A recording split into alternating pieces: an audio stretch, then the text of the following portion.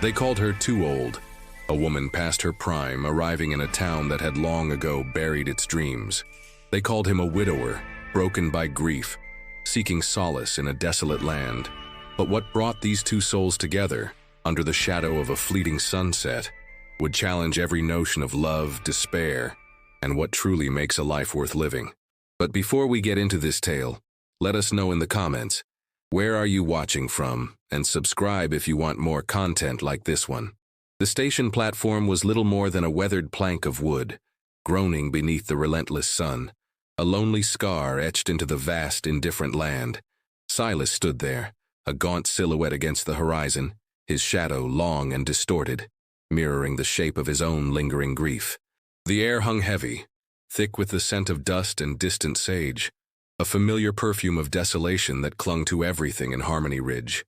He watched the approaching plume of smoke, a dark stain against the pale sky, a herald of the noon train. It was coming, and with it the woman. Not a woman, but the woman, the one ordered from a catalogue of hopeful despair, a desperate measure to fill an aching void, to mend a life splintered by loss. He had imagined someone younger, perhaps, someone whose youth might somehow rub off on his own weathered spirit, an echo of the vivacity his late wife Mary had possessed. But the advertisements had been vague, promising only a willing hand and a good heart. His own heart, a stone within his chest, hammered with a slow, dull rhythm as the locomotive shrieked to a halt, spewing steam like a dying beast. The door hissed open, and a figure emerged, hesitant at first, then stepping into the glare of the noonday sun. She was not young. Her face, though unlined by cruelty, carried the etchings of hard seasons, a quiet testament to battles fought and burdens borne. Her eyes, though shaded by the brim of a simple bonnet, held a depth that startled him, a weariness that resonated with his own. She carried a single worn valise, its leather scuffed and cracked, a mirror for her own journey. The silence stretched, long and brittle, broken only by the panting of the train and the distant call of a hawk. He had promised a wife, a new beginning, but standing before him was a stranger, a woman who already looked like she had seen too many sunsets, and perhaps too few dawns.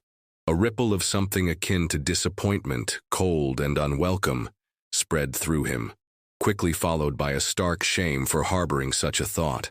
He was a widower, a broken man in a broken land, and she was here. That was all that mattered. Ilara stepped onto the platform, the dry, hot air embracing her like a familiar, unwelcome blanket. The train's metallic shriek still echoed in her ears, a phantom wail of the miles she'd left behind. Her eyes, accustomed to the muted grays of the city, squinted against the harsh brilliance of the western sun, which seemed to strip the landscape bare, exposing every raw, unyielding truth. Before her stood a man, a silhouette of grief, his shoulders slumped beneath an invisible weight. Silas. His name, terse and sharp, had been scribbled on the margins of the newspaper advertisement, a promise of a future she hadn't dared to truly believe in. He looked older than the faint, smudged photograph she'd received, his face etched with lines that spoke of more than just age. They spoke of sorrow, of quiet desperation. Her own journey had been a tapestry, woven with threads of quiet resignation, a pilgrimage not of hope, but of stark necessity. She had left behind a life of quiet desperation, a small room overlooking a cobbled alley, where the endless rhythm of carts and vendors had been her only constant companion.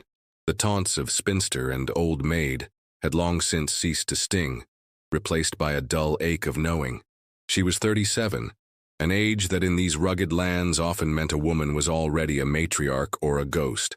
For her, it meant the last train out, a final desperate gamble. She had read Silas's advertisement, a terse plea for a wife, a partner, a mother for his children, a man bereft, seeking solace in a practical arrangement. There was no mention of love, no grand declarations, only the stark reality of mutual need. It was a language she understood, a language devoid of the fanciful notions that had withered years ago, leaving only the hard core of survival. Her hand instinctively tightened around the worn handle of her valise, its contents a meager collection of her past life. A few dresses, a worn Bible, a faded photograph of a face she barely remembered.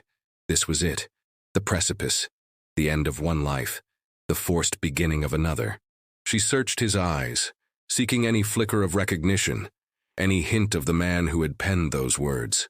He met her gaze, a deep, unsettling stillness in his own, a raw, unvarnished look that spoke of a shared brokenness. The judgment in his eyes, though fleeting, was clear. She was too old. She knew it, he knew it, and the very air around them seemed to hum with the unspoken truth. The silence between them stretched, thick and suffocating, more potent than any shouted accusation. It was the silence of two strangers, bound by a desperate agreement, standing on the precipice of a life they knew little about. Silas, his voice a low rumble, finally broke it, the words feeling alien on his tongue, heavy with unspoken obligations. "Ilara?" He managed, the name a question, a tentative reach across the chasm that separated them. She simply nodded, her gaze unwavering, a silent acknowledgement that she was indeed the woman from the advertisement, the too-old bride. His eyes swept over her once more, a quick, almost dismissive assessment, lingering perhaps on the faint lines around her eyes, the set of her jaw, the way her shoulders seemed to carry a burden not entirely her own. It was a moment laden with a crushing sense of inevitability, a stark contrast to the romantic tales spun in dime novels. There was no pretense, no courtship, only the blunt hammer of circumstance. "The Reverend is expecting us," he stated, his voice flat, devoid of warmth, merely a relay of facts. "Before sunset." The words hung in the air, a stark reminder of the swift, unceremonious nature of their impending union. No time for doubts, no room for second thoughts. The town, a cluster of weathered buildings barely visible beyond the dust, seemed to hum with silent anticipation, a collective gaze that felt like a physical weight pressing down on them. He picked up her valise, the gesture practical, not chivalrous, and turned towards a waiting buggy, its paint faded, its leather cracked like his own skin. Ilara followed, her steps measured, each footfall a deliberate commitment to this unknown path. There was no escape, no turning back. The money for the train ticket, the meager funds for the ceremony, the entire desperate enterprise had consumed her last vestiges of independence. She was a woman out of options, and he, a man consumed by a silent, gnawing need. The decision, though made miles apart, had already been forged in the crucible of their separate desolations. It was less a choice and more a surrender, a quiet acknowledgement that this, in all its stark, unromantic reality, was their only way forward. The western sky was already beginning to bleed shades of orange and bruised purple, a cruel reminder of the ticking clock, the inexorable march towards their grim, fated union. The small clapboard church stood stark against the dying light, a silent testament to a faith that often felt distant in this unforgiving land. Inside, the air was stale, thick with the scent of aged wood and the faint echo of forgotten sermons. The Reverend Miller, a man whose face was as creased as his worn Bible, greeted them with a solemn nod, his eyes holding a mixture of pity and professional detachment. No family, no friends, no curious townsfolk gathered to witness this unconventional union. Only Silas, Ilara, and the Reverend, bound by the solemnity of the moment and the unspoken weight of their individual histories. The vows, simple and direct, felt like empty echoes in the quiet space. To have and to hold from this day forward, for better, for worse, for richer, for poorer, in sickness and in health, till death do us part. Each word, meant to signify eternal devotion, instead highlighted the fragile, unromantic nature of their arrangement. There was no tenderness in Silas's voice, no blush on Ilara's cheeks. It was a transaction, a contract sealed not with passion, but with the quiet desperation of survival. When the Reverend pronounced them man and wife, the words hung heavy, a finality that felt both liberating and terrifying. Silas reached out, not to take her hand in a loving gesture, but to place a simple gold band, thin and unadorned, onto her finger. The metal felt cold against her skin, a physical manifestation of the chill that had settled deep within her. It was his late wife's ring, a silent, spectral presence in their union, a constant reminder of the woman Ilara was meant to replace, yet could never truly be. Her gaze flickered to his face, searching for a flicker of something, anything, beyond the stony resolve. She found only a profound weariness, a deep-seated ache that seemed to consume him. He was a man drowning in grief, and she, a lifeline he'd grasped, perhaps not out of desire, but out of necessity. The sun dipped below the horizon as they emerged from the church, painting the sky in fiery hues that mocked the muted tones of their ceremony. The silence of the vast prairie stretched out before them, an endless expanse of unknown. They were married, yes, but in that moment, under the watchful eye of a fading western sky, they felt more alone than ever, two souls bound by a shared emptiness. Life at the ranch was a stark, unyielding rhythm, dictated by the land and its relentless demands. The days blurred into a monotonous cycle of chores, feeding chickens, tending a meager garden, mending clothes, and cooking meals that were more sustenance than pleasure. Ilara moved through the small, dusty house with a quiet efficiency, her hands calloused, her movements precise. Every task, however menial, was a testament to her resilience, a silent act of defiance against the whispers of old maid that had haunted her former life. Silas, for his part, remained a man of few words, his presence a heavy, brooding weight in the small cabin. He worked the land from dawn till dusk, his back bent against the elements, his face perpetually shadowed beneath the brim of his hat. He spoke only when necessary, his commands terse, his observations blunt. They were two planets orbiting each other, their paths intersecting in the kitchen, at the supper table, but never truly colliding. The intimacy of marriage, the shared laughter, the whispered secrets remained an ethereal concept, a luxury for others. Silas's grief was a palpable presence, a third entity in their silent household. It hung in the air, thick and oppressive, saturating every corner of the cabin, a barrier more formidable than any wall. Sometimes, as he sat by the fire, staring into the flickering flames, Ilara would catch a glimpse of the man he once was, a flicker of raw pain in his eyes that spoke of a wound that refused to heal. She understood. Her own past, though different, resonated with the quiet ache of unfulfilled longings and shattered hopes. One evening, the silence was broken by the distant howling of a coyote, a lonely, mournful sound. Silas, startled, inadvertently knocked over a tin cup. As he reached for it, his sleeve rode up, revealing a faded, barely visible scar on his forearm. A memory, sharp and sudden, pierced through the veil of his grief. Mary, her laughter, bright and clear, echoing through the small cabin. The way she would hum while mending his shirts, her nimble fingers a blur. The warmth of her hand in his always. The sudden, agonizing emptiness of her side of the bed. He remembered the fever, the rapid decline, the helplessness that had gnawed at him, leaving him hollowed out, a shell of the man he once was. The land had taken her, swallowed her whole, leaving him to pick up the broken pieces of a life that felt meaningless without her. This new woman, Ilara, was a necessity, a practical solution, a body to fill an empty space. But she was not Mary, and in that raw, unvarnished truth, the weight of his guilt settled, heavier than ever before. Ilara had her own ghosts, specters that clung to her like the dust of the trail, whispering of a past that had shaped her into the pragmatic, resilient woman Silas now silently observed. She recalled the cramped, bustling streets of Boston, a world away from this desolate prairie. She had been the eldest of 5, her youth swallowed whole by the relentless demands of a meager existence. Her mother, a woman worn thin by childbirth and endless labor, had died young, leaving Ilara to become a surrogate parent to her younger siblings. There was no time for girlish dreams, no room for romantic notions. Survival was a constant, gnawing hunger, a relentless pursuit. She had worked from sunup to sundown, first in a textile mill, the air thick with lint and the roar of machinery, then as a seamstress, her fingers aching, her eyes perpetually tired. Hope, a fragile, ephemeral thing, had withered with each passing year, replaced by a hardened realism. She had seen too many women, beautiful and full of promise, broken by the unforgiving nature of the world, their dreams crushed beneath the weight of poverty, or the fickle nature of men. Her old age wasn't simply a matter of years. It was the accumulation of a lifetime of burdens, a knowing weariness that had settled deep in her bones.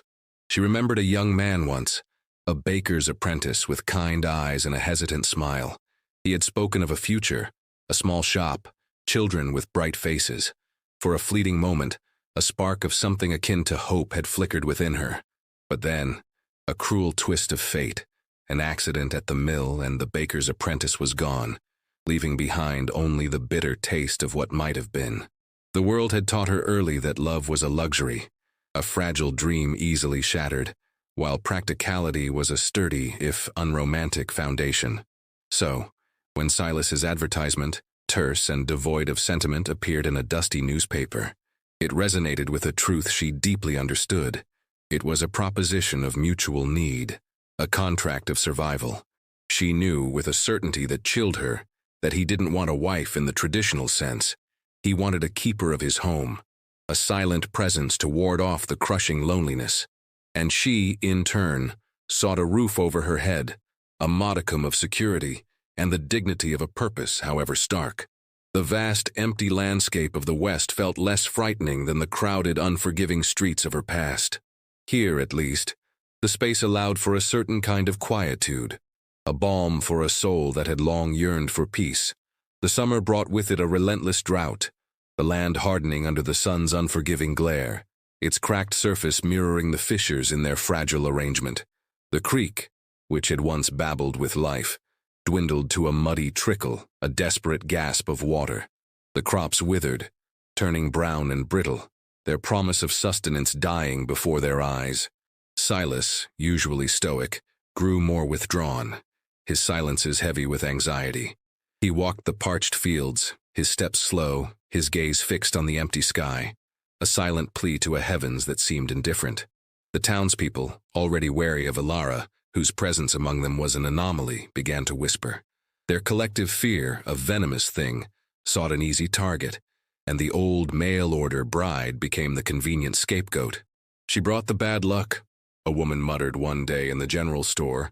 Her eyes narrowed, her voice barely a hiss, yet loud enough for Ilara to hear. Ever since she arrived, the rains dried up. The words, though cutting, found no purchase in Ilara's hardened heart. She had faced worse, endured greater cruelties, but the tension in the air, thick and stifling, was undeniable. One sweltering afternoon, as Silas worked on a broken fence line, a sudden sharp pain seized him. He collapsed, clutching his side, a ragged groan escaping his lips. Heatstroke, combined with the relentless physical labor and weeks of scarce food, had brought him low. Ilara found him hours later, sprawled beneath the merciless sun, his face ashen, his breath shallow. A primal fear, sharp and unexpected, pierced through her practiced detachment. This man, her silent husband, was her anchor in this desolate land. Without him, she was truly alone, utterly vulnerable. She dragged him, inch by painstaking inch, towards the relative shade of the cabin, her strength drawn from a reservoir she hadn't known she possessed. She nursed him through the feverish night, bathing his brow with cool water, spoon-feeding him thin broth. In his delirium he mumbled words, fragments of memory, of Mary, of regret, of a life he had lost. Ilara listened, a silent witness to his unburdened sorrow, and in that vulnerability, a small crack appeared in the wall between them.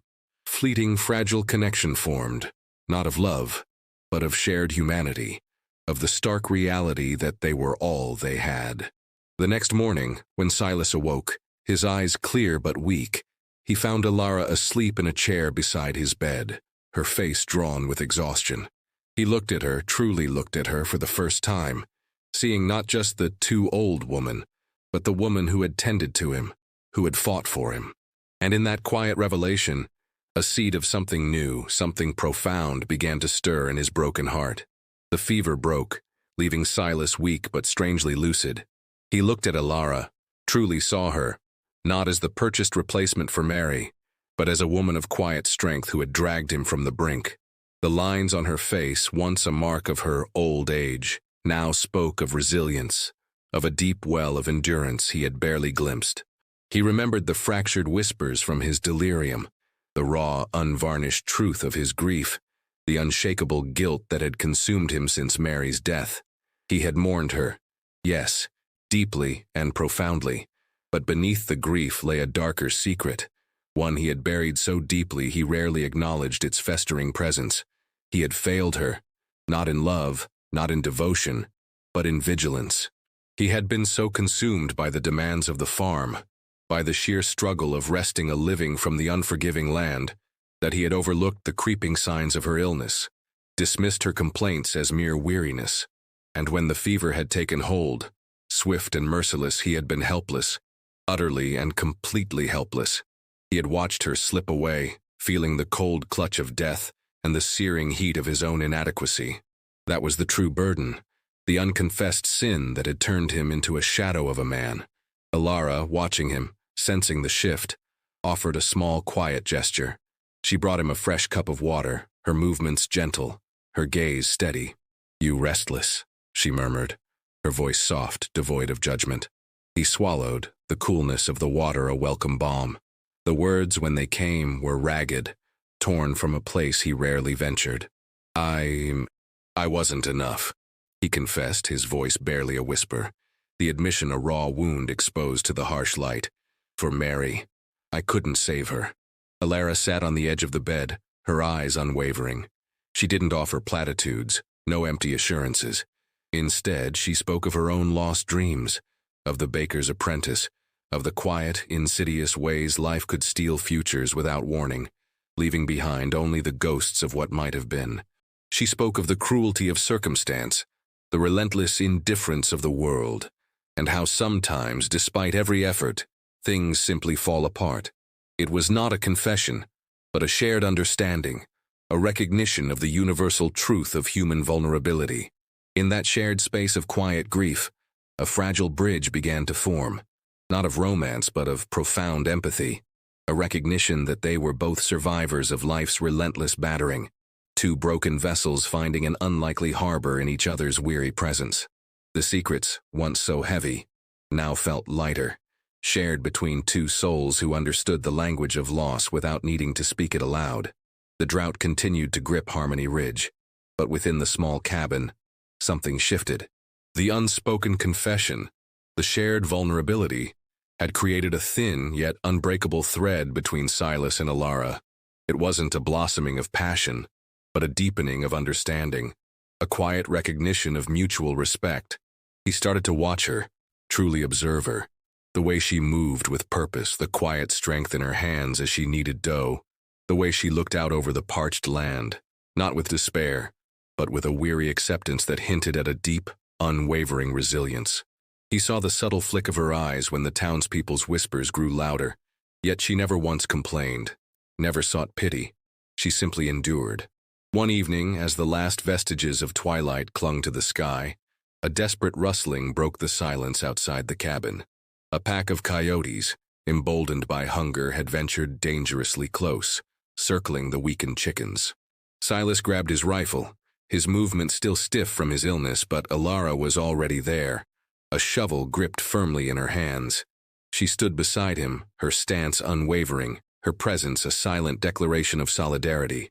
Together, they drove the predators back, not with a flurry of desperate shots, but with a measured, coordinated effort, a silent dance of protection. It was in that shared moment of defiance facing a common enemy that the last vestiges of their initial transactional agreement dissolved. They were no longer merely a widower and his mail-order bride. They were two people, forged in the crucible of this harsh land, fighting for what little they had. The crisis, the shared threat, had stripped away the pretense, exposing the raw, undeniable truth of their partnership. The next day, Silas found Alara tending to the small, wilting garden, trying to coax life from the dusty soil. He walked over, his steps slow and deliberate. "Alara," he began, his voice rough, unused to such open address. "Thank you." The words were simple, yet laden with a profound weight, an acknowledgement not just of her help with the coyotes, but of her quiet, unwavering presence, her steadfastness through his illness, her endurance of the town's cruel judgment. She paused, her hand still hovering over a wilting tomato plant, and met his gaze. There was no grand declaration, no sudden surge of emotion, only a quiet nod, a subtle inclination of her head, an acceptance of his gratitude. In that moment the western sun, usually so harsh, seemed to soften, casting a golden light over them. two figures standing in a parched garden, finding an unexpected oasis of connection amidst the desolation. The drought, relentless as it was, eventually broke. Not with a sudden downpour, but with a series of gentle, persistent drizzles that slowly softened the parched earth, coaxing a tentative green from the dust. The change in the land mirrored the subtle shift within the cabin. The silence between Silas and Alara was no longer heavy with unspoken grief and formality, but often laced with a quiet, comfortable hum. They spoke more now, not of profound emotions, but of practicalities, the mending of a fence, the planning for next season's crops, the slow, methodical work of rebuilding. Yet beneath these mundane conversations, a deeper current flowed. Alara learned of Silas's quiet joys before Mary's death, the way he'd cherished the sound of her laughter, the small rituals they'd shared. And Silas, in turn, discovered the tenacity that lay beneath Alara's stoic exterior, the sharp wit she occasionally displayed, the deep, abiding love she held for the forgotten dreams of her past. The townsfolk, though still holding their prejudices, had fewer reasons to whisper. The ranch, once a symbol of Silas's decline, was slowly, stubbornly, coming back to life, tended by two figures who worked with a silent, unwavering accord. Their quiet diligence chipped away at the town's collective disdain, proving, not with words, but with sheer unyielding effort, that their union, unconventional as it was, held a strength that defied judgment. One cool autumn evening, as the air carried the scent of wood smoke, Silas found Alara sitting on the small porch swing, watching the last sliver of sun dip below the distant hills. He joined her, the swing creaking softly beneath their combined weight. The silence stretched, but this time it was not one of distance but of shared contentment. He reached out, his hand hesitant at first, then settled gently over hers, resting on the worn fabric of her skirt. Her hand, calloused from years of labor, did not flinch, but subtly turned, her fingers curling around his. It was a gesture so small, so simple, yet it spoke volumes. It was not the fiery embrace of young lovers, nor the passionate declaration of a new beginning. It was something far more profound, a quiet acceptance, a mutual belonging forged in the crucible of shared hardship and silent understanding. In that moment, under the vast, indifferent sky, they were simply two souls, battered by life, finding solace and strength in each other's presence. The two-old bride and the broken widower, defying the expectations of a judging world, had found a quiet, unassuming kind of peace. The years that followed were not without their trials, for the western land was a harsh mistress, and life itself a perpetual negotiation. But now, when storms raged or droughts threatened, Silas and Alara faced them not as two isolated souls, but as a unit. Their partnership, forged in the fires of grief and desperation, had hardened into something enduring, something akin to the resilient plains grass that bent but rarely broke under the wind. The silence that once marked their distance now held a comfortable weight, filled with the unspoken language of shared tasks, knowing glances, and the quiet rhythm of two lives intertwined. The initial judgment of Harmony Ridge had softened, if not entirely disappeared. The townspeople, witnessing the quiet prosperity of the ranch, the steadfastness of Alara's presence, and Silas's slow re-emergence from the shadow of his grief, found less to fault. She was still the mail-order bride, but now often accompanied by a grudging respect, a quiet acknowledgement of her strength. Her garden flourished, her preserves were legendary, and the small cabin, once a monument to Silas's sorrow, became a beacon of quiet resilience. One spring, a small orphaned lamb, lost from its mother, was brought to their ranch. Alara, with a tenderness Silas had rarely seen, nursed it back to health, feeding it from a bottle, her movements gentle, her eyes soft. He watched her, a profound warmth spreading through his chest, a feeling he hadn't thought himself capable of experiencing again. It wasn't love, as he had known it with Mary, not the passionate, fiery kind that consumed youth. It was something deeper, quieter, a profound affection born of shared burdens, mutual respect, and the quiet dignity of simply being present for each other. It was the love that built something lasting, something sturdy, against the relentless forces of the world. They were two broken halves that had found, not a perfect whole, but a unique, resilient design. Their lives were not a romance novel, but a testament to the enduring power of human connection, of finding light in the darkest corners of existence. The setting sun still painted the western sky in hues of orange and purple, but now, when Silas and Ilara sat on the porch, watching the day fade, the colors seemed to hold a different meaning. They were not just the dying light of a day, but the vibrant, enduring promise of a future, hard-won and deeply cherished, a quiet triumph of spirit against the unforgiving canvas of their lives.